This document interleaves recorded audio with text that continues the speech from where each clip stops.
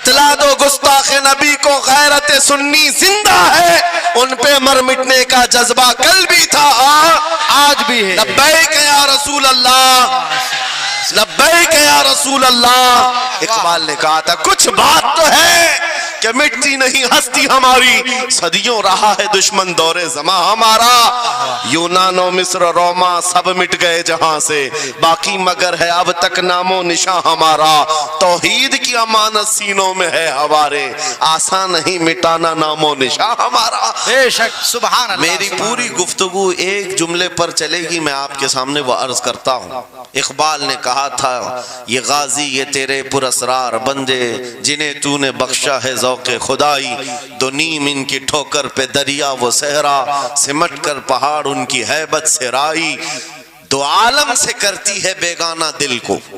یہ جملہ ہے، توجہ کریں، دو عالم سے کرتی ہے بیگانہ دل کو، عجب چیز ہے لذت آشنائی، عجب چیز ہے لذت آشنائی، جسے حضور کی آشنائی ملی ہو، نبی پاک کی محبت ملی ہو، اسے پھر دنیا کی کوئی پرواہ ہی نہیں ہوتی، کون کیا کہہ رہا ہے، اس کے ساتھ کیسے حالات ہیں وہ کبھی نہیں دیکھتا، بلکہ اس کا حال تو یہ ہے جس طرف میرے سرکار کا غلام چل پڑتا ہے زمانہ اسی طرف چل پڑتا ہے۔ پتہ ہے صدیق اکبر رضی اللہ تعالیٰ عنہ وہ عظیم صحابی رسول، 50,000 کا مجمع یہودیوں کا ہے، یہودی عالم کھڑے ہو کر بیان کر رہا ہے، خدا کی شان میں گستاخی کر رہا تھا، قرآن کی ایک آیت کا مذاق اڑا کر کے کہہ رہا تھا قرآن میں ان کے خدا نے کہا ہے کہ خدا فقیر ہے اور یہ مسلمان غنی ہے، قرضہ دے دو۔ اللہ نے قرض حسن کی جو بات فرمائی قرآن میں، من ذا الذی یقرض اللہ قرضا حسنا، کون ہے جو اللہ کو قرض حسن دے گا؟ قرض حسن کا مطلب مال نہیں، تم نیکیاں اللہ کو قرض میں دو، بدلے میں مولا جنت عطا کرے گا۔ مگر اس آیت کا مذاق اڑا رہا تھا یہودی اور کہہ رہا تھا کہ ان کا خدا غریب ہے اور یہ مسلمان امیر ہیں، غنی ہیں۔ صدیق اکبر تنہا ہیں، برداشت نہیں ہو سکا، چڑھ گئے اسٹیج پر اور پکڑا اس کا جامہ اور 2 تھپڑ رسید کر دی۔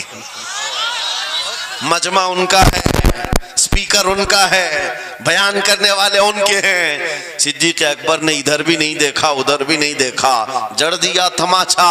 یہی کہتے ہیں عجب چیز ہے لذت آشنائی، دو عالم سے کرتی ہے بیگانہ دل کو، عجب چیز ہے لذت آشنائی۔ اب ہونا کیا تھا، پکڑو دھکڑو مارو توڑو، لیکن صدیق اکبر کو اس کی پرواہ نہیں تھی، جو تماچا لگانا تھا وہ پڑ گیا ہے، جس کو جواب دینا تھا جواب دے دیا ہے۔ اس کے بعد اسی یہودی عالم نے کہا رکو، اس کو یہاں سزا نہ دو، ان کو لے کے چلتے ان کے رسول کے پاس، حضور پاک صلی اللہ علیہ وسلم کے پاس لے کر کے آئے۔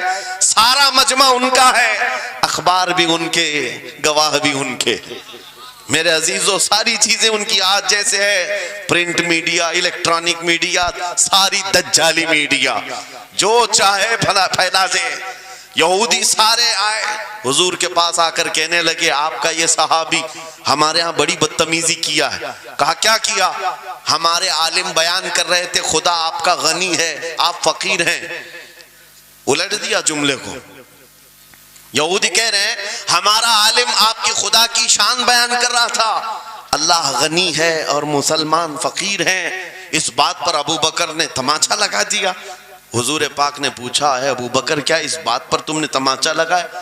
آپ نے کہا نہیں یا رسول اللہ، یہ جھوٹ بول رہے ہیں، اس وقت یہ گستاخی کر رہے تھے اور کہہ رہے تھے کہ خدا غریب ہے ان کا فقیر ہے اور مسلمان غنی ہے، خدا قرضہ مانگتا ہے۔ حضور نے فرمایا تمہارے پاس کوئی گواہ ہے؟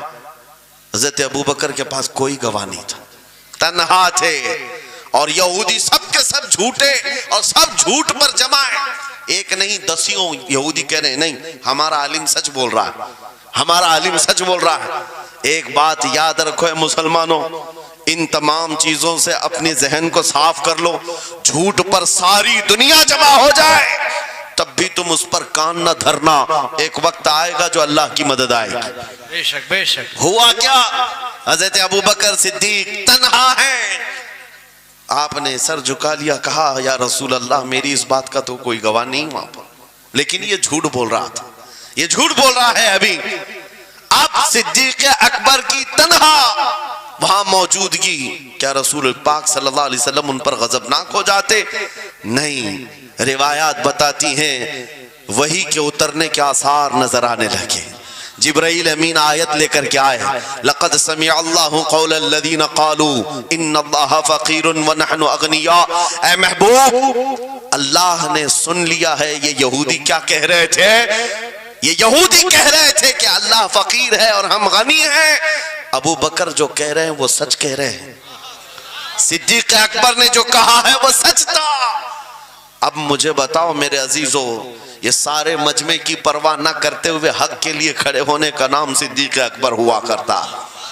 وہ صدیق کی صداقت رضی اللہ تعالی آج تمہارے اندر آ جائے، سارے جھوٹے ایک جگہ جمع ہو جائیں، پرواہ نہ کرنا. اگر تمہارے سینوں میں عشق مصطفیٰ کی شمع روشن ہے، تنہا بھی ہو اللہ کی مدد آئے گی. بے شک بے شک اللہ کی مدد آئے گی. بظاہر حالات خراب ہیں، بظاہر حالات ہمارے خلاف دکھتے ہیں. آج یہی حالات دہرائے جا رہے ہیں. میں تھوڑی اور مثالیں آپ کے سامنے رکھتا ہوں. عجب چیز ہے لذت آشنائی. جسے یہ مل گئی وہ دنیا کی پرواہ نہیں کرتا، وہ دنیا کی مصیبتوں کو ٹھوکر میں رکھتا ہے. آپ کو پتا ہے وہ ایک خاتون جو احد کے میدان کی طرف بھاگے جا رہی تھی، اور آنے والے جنگ ختم ہونے کے بعد آنے والوں نے اس خاتون سے کہا، اے بی بی تجھے پتا ہے تیرے شوہر کا انتقال ہو گیا، شہید ہو گئے. اس نے انا للہ پڑھا اور آگے بڑھنے لگی. پھر کسی نے کہا تمہارے بیٹے بھی شہید ہو گئے. اس خاتون نے انا للہ پڑھا اور پھر آگے بڑھنے لگی. پھر کسی نے کہا تمہارا بھائی بھی شہید ہو گیا. ایک عورت کے لیے یہ رشتے بڑے اہم ہوتے ہیں، بیٹا ہو، بھائی ہو، شوہر ہو. اور عورتوں میں صبر کم دیکھنے کو ملتا ہے. جب کسی کے گھر میں میت ہوتی ہے سب سے زیادہ چیخ و پکار عورتوں کی ہوتی ہے. نوحہ کرنا، ماتم کرنا عورتوں کے اندر آتا ہے.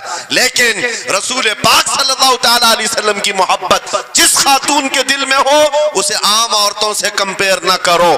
ایک ہی تنہا عورت ہے، باپ بھی شہید، بیٹا بھی شہید، بھائی بھی شہید، شوہر بھی شہید.